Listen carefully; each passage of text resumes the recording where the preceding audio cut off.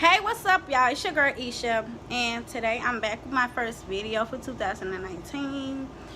And we just go do a little story time because I got some stuff that I need to say before I say anything else. But anyways, for starters, I want to say Happy Mother's Day because this video is about my mother and she's no longer with us. So I will not be celebrating Mother's Day. Yes, I know I'm a mother, but my kids ain't old enough to say if they want to celebrate it. If they want to, I don't care at this moment. They're going to have to wait till they get old enough to celebrate it on their own. Because me, Mother's Day is just another day. Now, with that being said, I want to take y'all back to February 1st, 2019. It was the day that everything went down.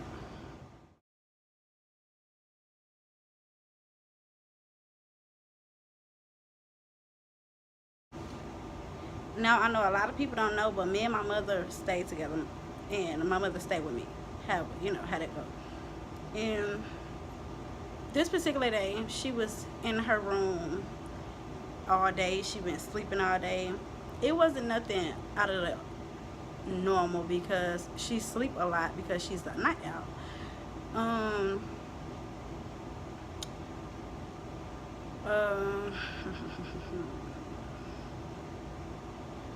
And now on this particular day, which was February 1st, I noticed that my mother had been sleeping all day. And she got up a couple of times because she made herself breakfast. And she also went to the restroom maybe twice throughout the day that I noticed. But at 11:37 p.m. that night, February 1st night, I remember hearing my mother yelling my name. Now, you know how somebody could call our name and we like, yeah, she don't want nothing. Or we could be like, what the hell, what you calling my name like that for? What's going on? It was one of those, what she's calling my name like that for? What's going on? And my mother, she had a couch in her room. So when I went inside her room, I remember seeing her on the couch. And when she was on the couch, she couldn't breathe. So we go rewind it back 2 weeks prior to February 1st. We was going through the same exact situation, but this particular time she took a breathing treatment and it corrected the problem, I guess, for the moment, clearly. So that's that. Now back to February 1st, that particular night, she was breathing more heavy and harder to the point where I knew I need to hurry up and get her on this breathing machine. And on top of that, I need to call 911 because this is more than I can take. So as I put her in the breathing machine, I told her, I said, Mama, I'm finna call 911. And at this time, she was responding. She was just like, okay. As I called 911, I'm on the phone with the operator. And she asked me to look at my mother to see was my mother changing colors. So I looked over to my mother, and remind you guys, my mother is a brown-skinned woman. And when I looked over to her, her skin kind of was pale, and she was sweating really bad. So I was telling the lady what was going on. So the lady told me to make sure she's sitting down and she's calm, relaxed or whatever. So I'm like, okay. So the operator said that the ambulance was on their way, and if anything was to turn around or however that goes, to give them a call back. So I say fine. I hangs up the phone and I sit on the couch next to my mother, and I'm like, Mama, I kept telling her, I kept repeating like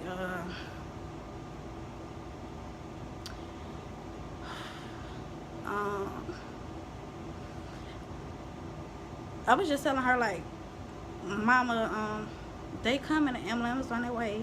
She said they coming. I was just making sure she still could respond to me. I was making sure she was able to talk. She was responding to me.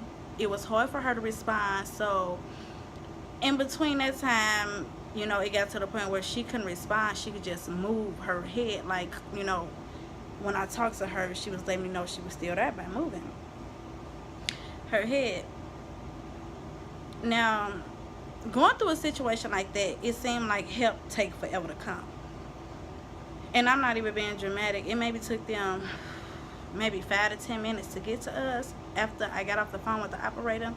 It took no time once I looked at my phone and noticed the time frame or whatever.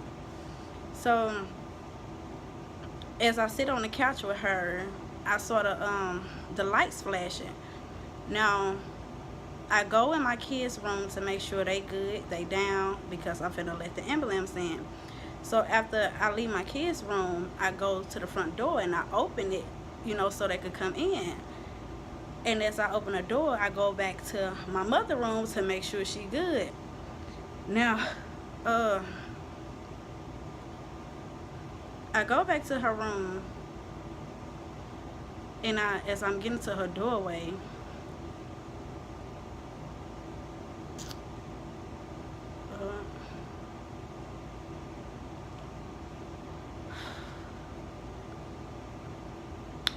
as I get to her doorway to enter her room, I look at her on the couch, and I saw her take that one last deep breath, and her head slumped over to the left. And by the time her head slumped over to the left, the ambulance was in the door coming, you know, right from behind me, because I never made it actually to her room. I'm still walking to the door, you know, I'm still in the door walking, you know, coming in. I don't know how to explain, but I'm not even in her room fully. So the ambulance was right there behind me, and they run in the room, and they, you know, they got the yelling, ma'am, ma'am, ma'am, ma'am, ma'am. She didn't respond. So he asked me, he said, when was the last time you talked to her? I said, she was just talking to me, you know, she was just responding. I said, she was talking to me when I was on the phone with 911, but she was just responding to me before I came and unlocked the door for you.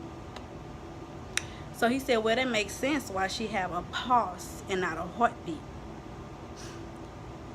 So when he told me that, I didn't know what to do. I didn't know what to say. Now,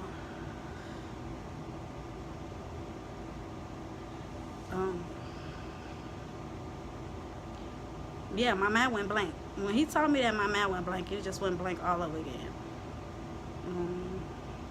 It went blank, and all I could do was call my sisters. I remember calling my sisters and telling them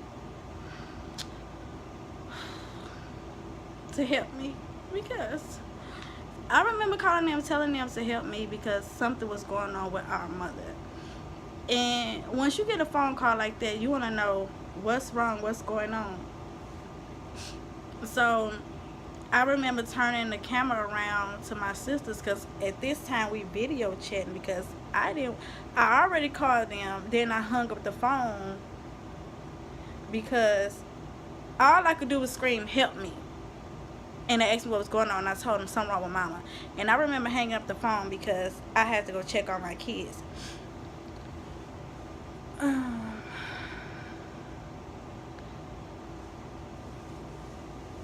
So I remember going to my kids' room, checking on them, and I remember my 2 little children was asleep, and my 10-year-old was woke. I remember him sitting on the bed, and he asking me what was going on with Grand. Now, at the time, I don't know what to say. I don't know how to tell him, and I just told him, wait, we don't know yet.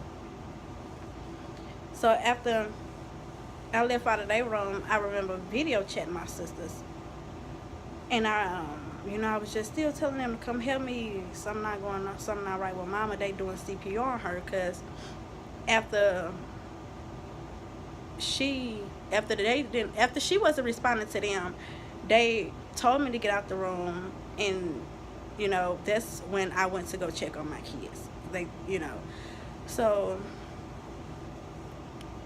I remember when I was video chatting my sisters, I remember turning the camera around on my mother as she was laying on the floor, and the 2 ambulances was doing CPR on her. So as the 2 ambulances was doing CPR on her, I remember 2 more ambulances entering my house. And my sisters hung up on me. Once they saw my mama sitting on the ground, all they did was they hung up. I remember my sisters arriving, and of course they went crazy because they felt like my mother was still on that ground when it took them a certain amount of time to get to my house, and they felt like that by the time they made it to my house, my mother would probably be in the ambulance headed to the hospital. But once they got to my house and saw that my mother was still on the floor and they were still doing CPR on my mother, you know, they freaked out. Now mind you, my mind at the time still gone. Like, once they told me my mama had no pulse, my mama had no heartbeat, but she had a pulse, my mind automatically left. I didn't know. I didn't have no feelings. I didn't have no thoughts. I didn't have no emotions. My emotions were so gone. My feelings were so gone. My thoughts were so gone. The police was looking at me like, why is she so normal? Why is she not, you know, I guess they was looking for a different response from me. So the police was looking at me like, why is she so calm? And the other two, one of them was sitting on the couch crying. The other one was running back and forth in the living room like, what's going on? This can't be happening. She was panicking.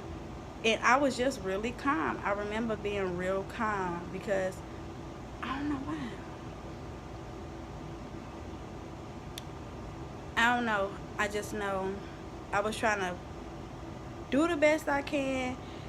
I never had no one die to me that close in front of me.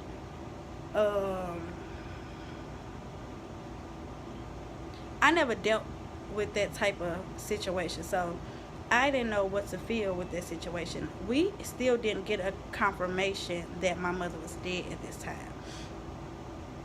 So as the ambulance continued to do CPR on her, they came out the room. They told me that they needed to call a doctor to see if they should continue to do CPR or what. This is the exact words he said. He never said confirm her dead. Dead never came out of nobody's mouth. So when you're going through a certain situation like that, all you can do is keep hope. All you can do is pray. That's it, and that's all. So I remember him coming back out the room, and he said, we're going to have to call it quits. So I said, she did? And he said, I'm sorry, but I'm going to have to say yes. And I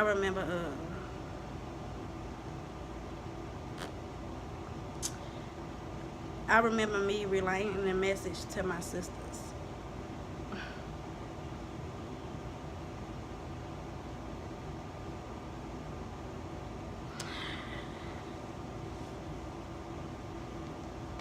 And I could just hear the cries that was in the house.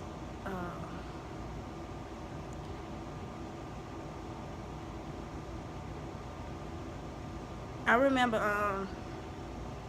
going back in there to my kids, and my 10-year-old was in a room and he was crying because he wanted to know what was going on. I want to let him come out the room. So when I went back in there, he asked me, Mommy, is Grand okay? I didn't know what to tell him. I didn't know how to tell him.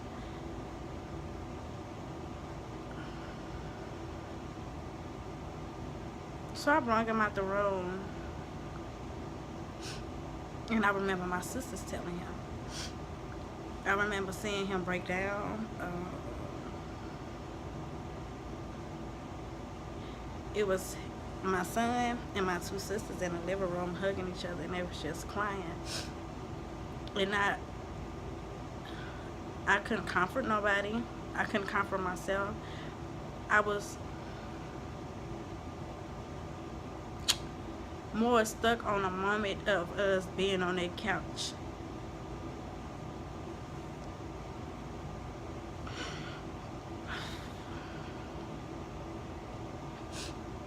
I was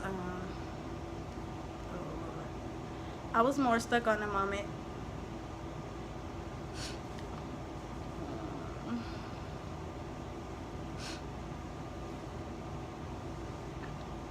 My head was still at the point where she was just talking to me. So I'm not understanding it, I'm not getting it, I'm not comprehending it. Because she was just talking to me.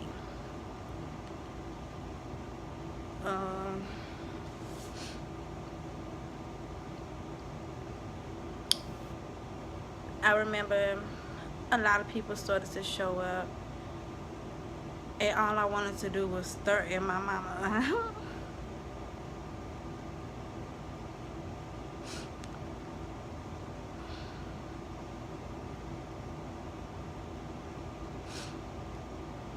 All I wanted to do was just watch her. I wanted to pray over her. I wanted to pray for her.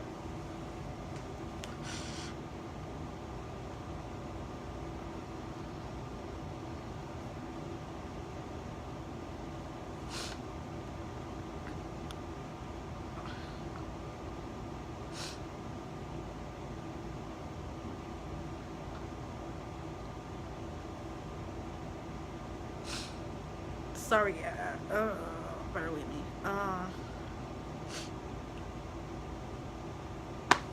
I just wanted to be there with her through every step of the way. I wanted to be there till they came and took her out in that body bag. And I was there, and to that point, at that point, they wouldn't let me be by my mama. They wouldn't let me see my mama. And I just really wanted to go through each step because I thought it was gonna make me accept the fact that she's gone. I thought me seeing everything was gonna make me feel some kind of comfort that she's gone. But not knowing in the long run, like now, my life now, I'm fucked up. I replay that day. I replay her emotions. I replay her feelings. And I replay her struggle. Because I watched it. I got it down pat. Because that was the last time I saw my mother.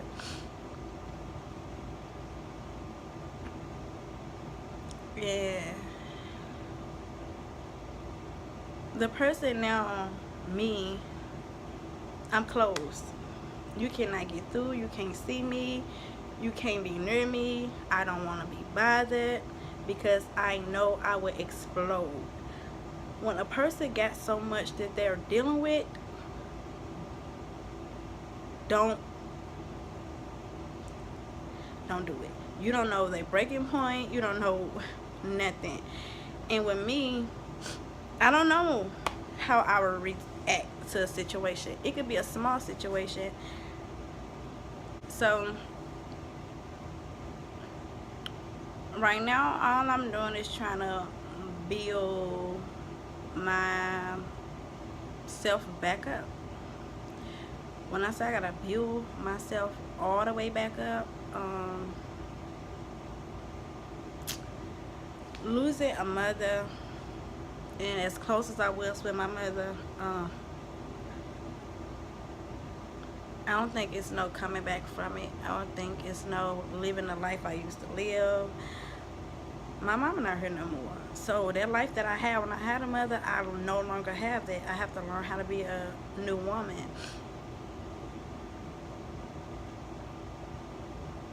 It's hard to lose a mother. It's hard to lose a best friend. It's hard to lose somebody that completed you, somebody that motivates you, somebody that no matter how low you felt or how much if you had $1 to your pocket, she made you feel like you was on top of the world. And to lose that type of support, It's real hard. And I just want y'all to know that I'm learning how to even look myself in a mirror. I don't look in a mirror.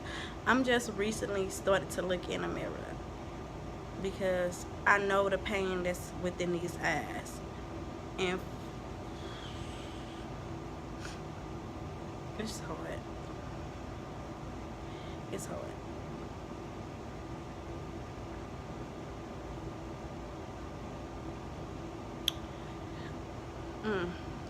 My head is starting to hurt. I can't talk about it too much longer. I can't think about it too much. And if you notice, as I'm telling my video, it's real hard for me to look at the camera because my mind is all over the place as I talk. But happy Mother's Day to all the mothers out there. And if you still got your mother here, cherish her. If you got a mother that's not there for you or don't care for you, move around. But if you got a mother that love you and support you, take advantage of it. I sat on my mama's lap all the way until she left. Like, I still hugged and kissed them. I still loved on my mother. My mother was my best fucking friend. My mother was my everything. Remind you, my mother stayed with me. My mother always been with me.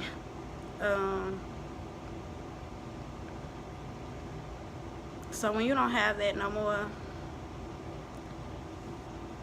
you're gonna, let me tell y'all something. Don't let your mama pass away and if you got guilt about how you treated your mother or about how your mother was and you wish you could have said this and said that, when your mother died, you go carry that for the rest of your life. Please make it right with your mother. And that's all I can give to y'all. Thank y'all for always supporting me and loving me, and I will be back soon.